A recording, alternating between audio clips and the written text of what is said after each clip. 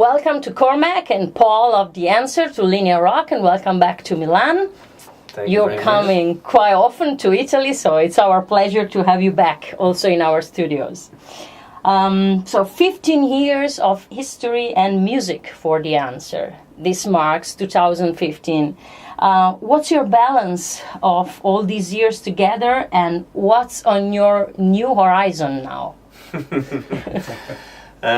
It's pretty crazy whenever people draw that to our attention that we've been together for 15 years, because it doesn't seem like that long ago that Paul and Mickey were picking me up outside the bus station in my hometown for one of our first ever rehearsals. Little did we know what lay ahead, but it's been a pretty crazy, hectic, I suppose, 10 years really. We got our first record deal almost 10 years ago, and that's really when it started to happen for us. We put out our first record and started touring properly around Europe and the rest of the world, and it's a cliche, but it has been a roller coaster ride, and in some ways it feels like no time at all, and in some ways it feels like a lifetime. Yeah. And what has been tougher, the first 5 years or the last 10 years? After or before the record deal? What's your point of view? It's again a tricky one to answer, because there's both sides to that. When the first 5 years, you think you're never going to get a record deal after the first year, and there's definitely a kind of a moment where you think we're going to have to get jobs, and we had a nice time doing that for a few years, but it's not going to happen. And then when you do get the record deal, then the real problem starts. So I'd say probably the last 10 years have been tougher than the first 5. I think it's very hard for rock bands these days to stay around and get exposure, and we've been lucky to do that, and it's been through I'd say sheer bloody-mindedness, hard work and talent. We've managed to stick around. You stated that 2015 is the most gloriously triumphant year to date for you. What do you mean by that? I suppose that's off the back of the new record, Raise a Little Hell. I think it's a good record. We're very proud of it.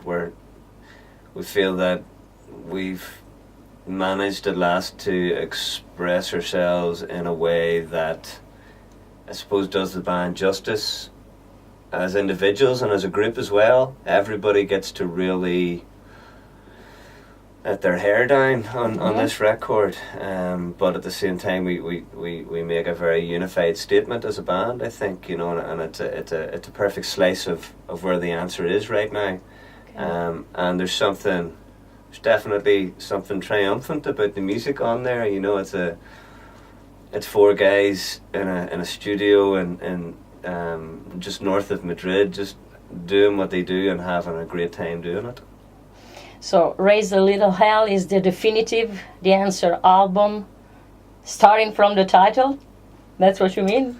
I think we make certainly is for us, in our perspective, when we make the definitive album, it'll be time to stop maybe.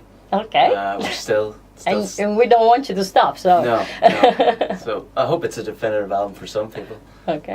It's certainly one of the best ones, and I think to be still doing that 5 albums in is unique.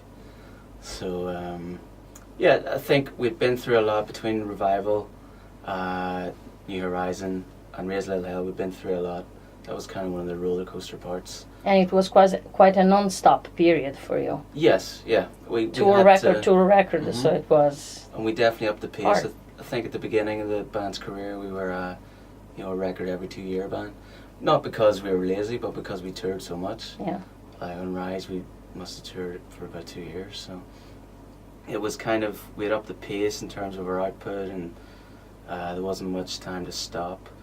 And we've been through a lot of changes with record labels up and downs and management, and we had to think on our feet a lot of that time and be quick. And I think now we've kind of come out the other side of that, and Raise a Little Hell is us being a bit more relaxed again, and I think a lot happier as a band. You chose to record in Spain, as you already mentioned, in Madrid. Why this choice? Being far away from home helps maybe the creativity, or sometimes not. Which was the choice? Why this choice? I think mainly because the producer Will Maya, who we know very well from when we were on Albert Productions on the first 2 records. It was his studio, and we'd worked with Will in many ways across the years, and this was the first time he got to do a whole record with us. So he wanted to do it in his studio. So it meant we were free to record any time of the day or night we wanted. We had free reign of the place, and that makes it a lot more relaxing for a start. And then it's good for Will too. It's his home territory, it's his environment, and he works very well in that. So that was kind of the first main reason. And yeah, I think being away from home, out of your comfort zone, it forces you to work a bit harder. To focus? Yeah, to focus and to do things you wouldn't normally do.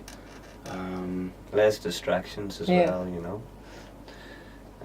so it's just, it's something we've always done across the 5 records. We recorded one in El Paso, Texas. We recorded one in the English countryside. We recorded one in Spain. Obviously, it's always been part of one in LA. It's always been part of the process. Is we have our own little studio in Northern Ireland where we write the songs and get everything ready, and then we're and kind of plant ourselves somewhere totally foreign to us, somewhere where, as Paul says, you're out of your comfort zone and you're forced to really bring your A game.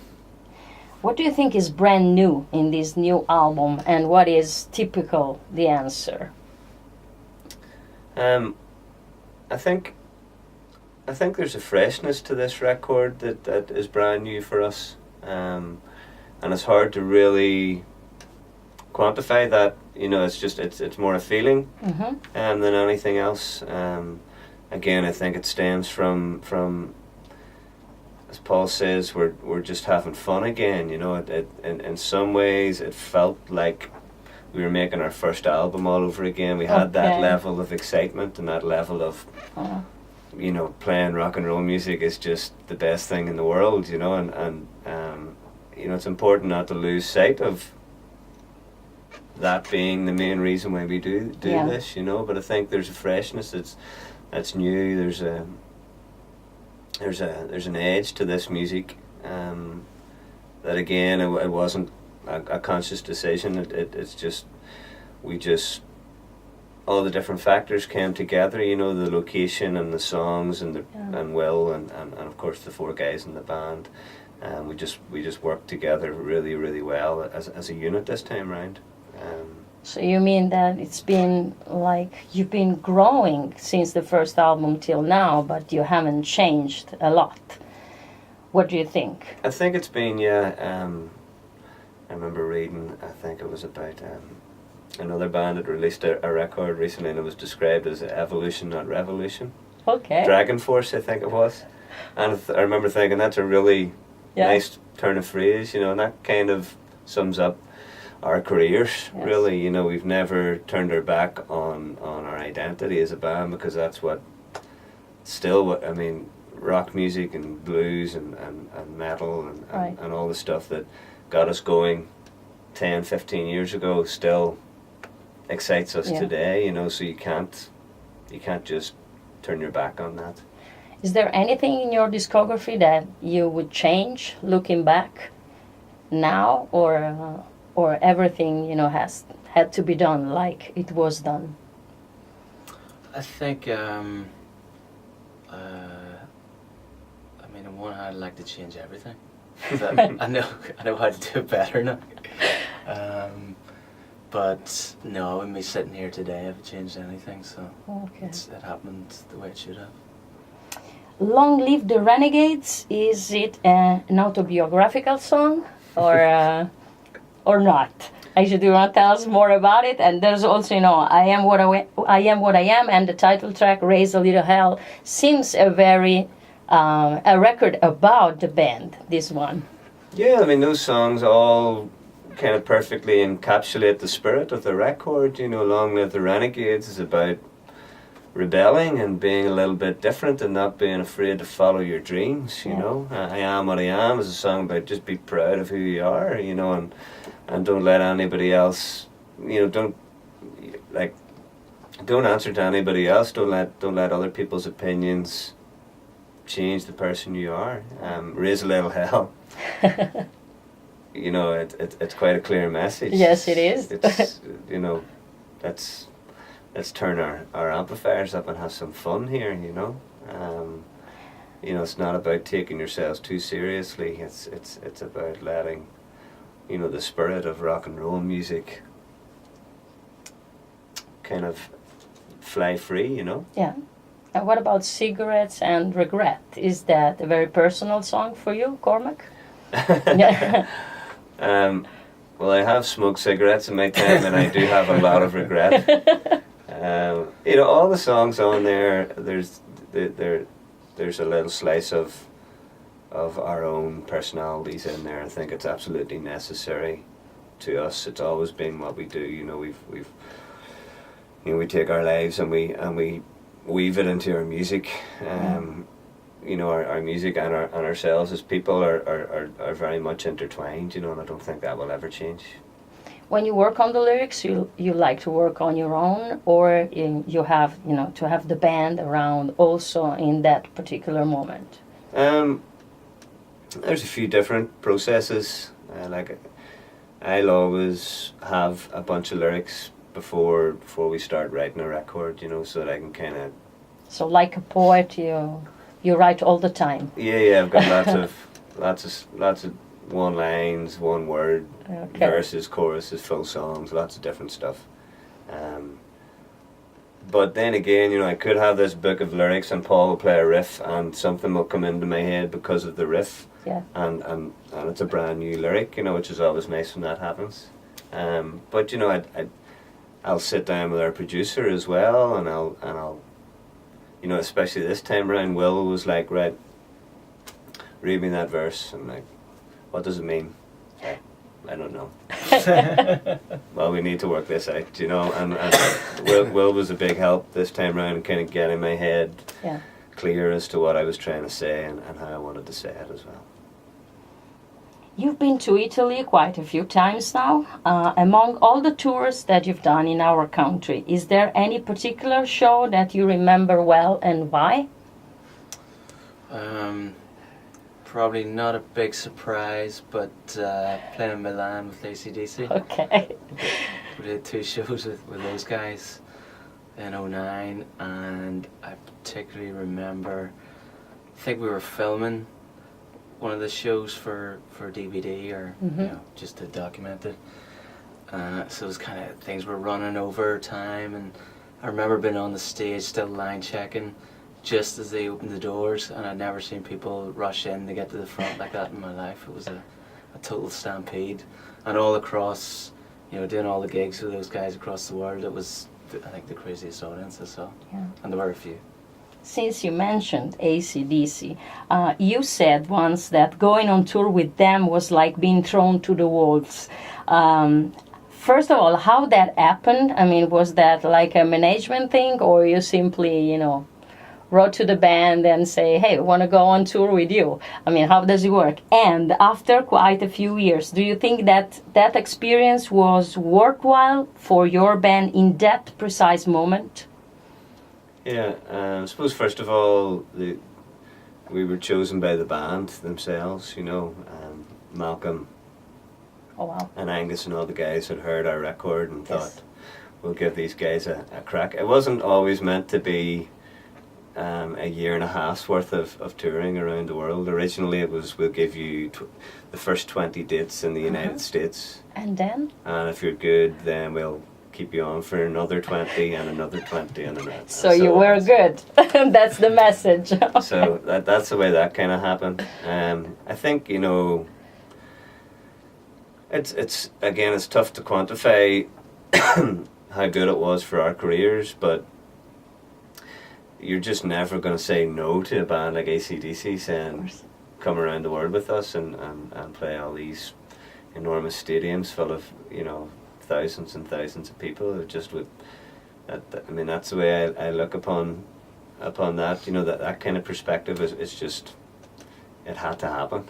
Yeah. And I think we made the very most of it, because we got up every night, you know, we kept our heads clear enough that we were able to get up every night and put on as great a show as we possibly could. Yeah. But we really enjoyed ourselves as well, and that we struck a really nice balance there. Your bluesy rock sound seems coming straight from another era. Did you ever think that your story could have been maybe a bit different if you were actually a band back in the 70s? Or this mission you have to keep, you know, classic rock alive is even more exciting for you?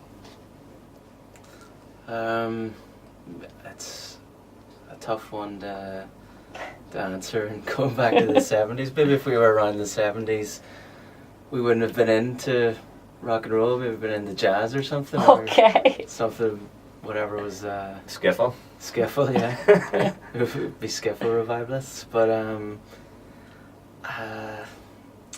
I like to think as the band has evolved, it's not strictly a classic rock, keep classic rock alive. I think for us it's much more multifaceted than that. Mm-hmm. And I think if you listen to each record, you can hear, you know, the different influences we've had along the way. Yeah, it's definitely, you know, if you come and see the show and it's the four of us playing, it has a very bluesy sort of classic rock base. But I think there's some heavier elements and some more experimental elements that we've put in there that other bands don't do, and other bands wouldn't think of doing. So yeah, maybe we could have carved out our own niche in the 70s too.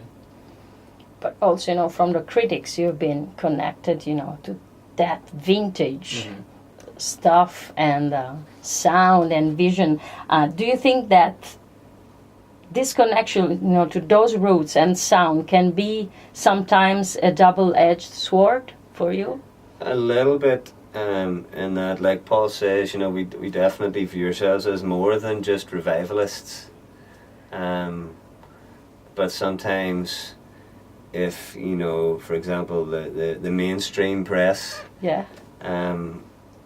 get handed, you know, one of our CDs, all these guys, you know, they're classic rock, and they're, you know, it's almost like a dirty word, you know.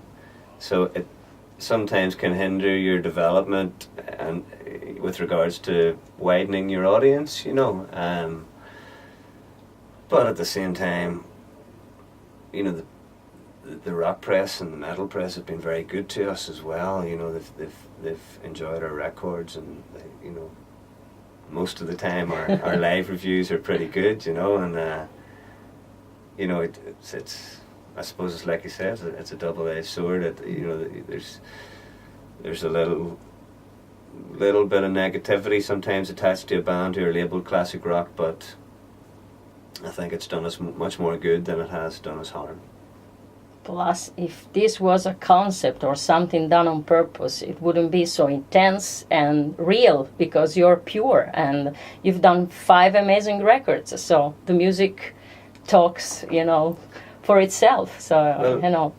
I suppose the thing is, we've always tried very hard to be authentic, you know, to do our own thing, and like Paul says, take a few chances that maybe others wouldn't, and experiment a little bit and carve out our own little corner of rock real estate, you know.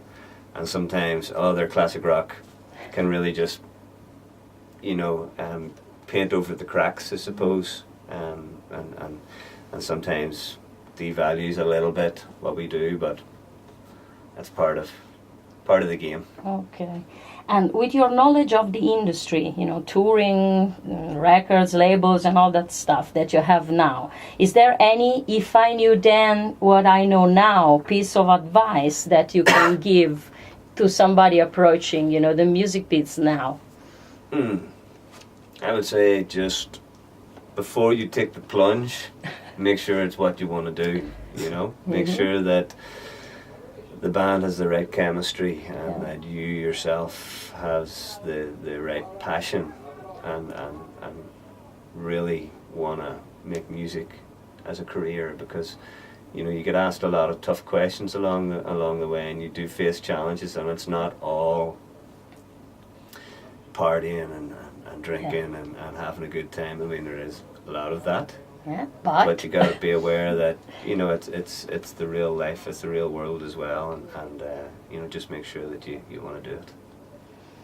Jimmy Page is your number one fan, but also Joe Elliott from Def Leppard stated that your sound would be a major influence for them in their next records. Did you expect that? And are Def Leppard a band you're proud of? Yes. Okay. I think probably the same as us. Def Leppard can be a dirty word. It's all about classic rock is in some circles, but I think they're a band that know how to write songs like no one else, and they still put on an awesome live show. Yeah. So to have Joe Elliott say that, it means as much as Jimmy Page coming out and saying the answer, like what Zeppelin were in the 70s. Yes. Now to hear Joe Elliott is listening to our record as he's searching for inspiration for the next Lep record is pretty. I think that's really cool. I got a real kick out of that. You are very active on the internet, social networks, and you also did a very strong pre-order campaign for this Raise a Little album. That is actually very modern and contemporary. That's not vintage as an approach. And do you do that on your own, or you have a team working on it for you? Largely on our own, but I mean, you sometimes get advice from the record label. Our own management company have a guy who specialises in that kind of thing as well. So I mean, sometimes I'll send an email and say, what's the best way to engage this group and engage that group, and the record label will advise us on how to do that. But no, most of it's just. I mean, there's a lot of sitting around venues waiting to sound check, so if you've got the internet, you might as well be on there letting people know where you're playing tonight and tomorrow. And it's also, while it is quite modern, it's in keeping with our old school values, in the sense that we value each fan individually,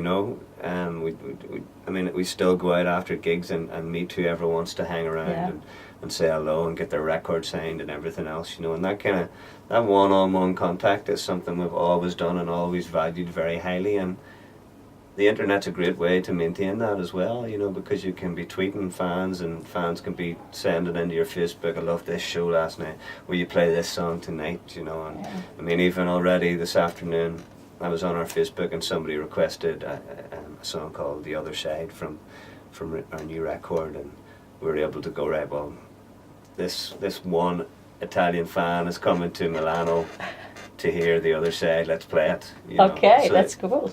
It's just another way of maintaining that grassroots level. It's a mutual relation. You give and take, and that's great. Yeah. Okay, last question for today. If you're the answer to one question, what would it be?